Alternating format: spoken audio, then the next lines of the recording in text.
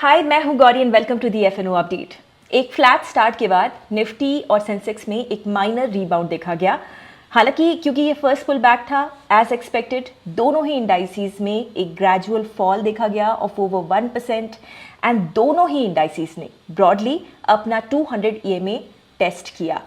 अब ये हम एंटिसिपेट करके चल रहे थे। So now let's take a look at weekly chart and open interest और उसके हिसाब से हम सेटअप बना लेते हैं। एंड में हम उन स्टॉक्स के बारे में भी आपको बताएंगे जो कि फोकस में रह सकते हैं।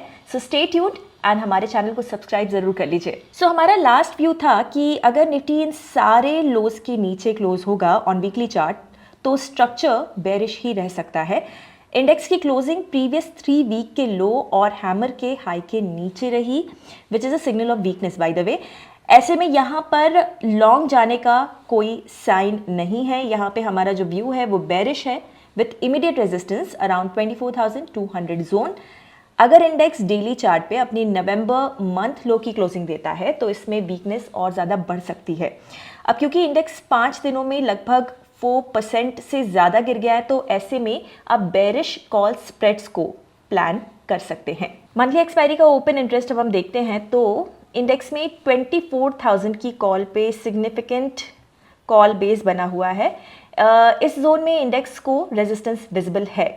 पुट बेस 23,500 पर है तो इस जोन में इंडेक्स को इनिशियल सपोर्ट है।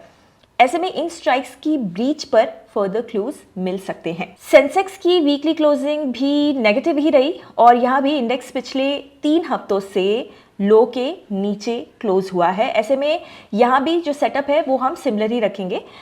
फॉल तो यहाँ भी लगभग 5% का ही है। सो नेक्स्ट वीक हमारा व्यू बेरिश ही है विथ बेरिश कॉल स्प्रेड।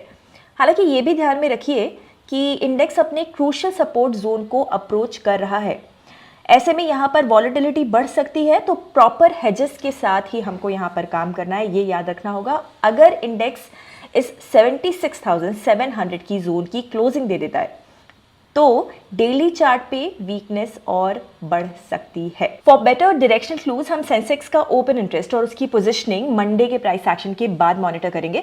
अब हम नजर डाल लेते हैं उन स्टॉक्स पे जो कि फोकस में रह सकते हैं। ओवरऑल मार्केट में वीकनेस के चलते लॉन्ग बिल्डअप देखा गया only in doctor Reddy's lab. Short buildup देखा गया in Siemens, RBL bank, LTI Mindtree, Prestige Estates, Zomato and Mahindra. क्योंकि मार्केट का जो ब्रेड था वो कमजोर था तो निफ्टी 200 के बास्केट में वॉल्यूम और प्राइस के हिसाब से जिन स्टॉक्स में वीकनेस बढ़ सकती है वो है siemens, Torrent pharma, LTI Mindtree, power finance corporation and Prestige estates.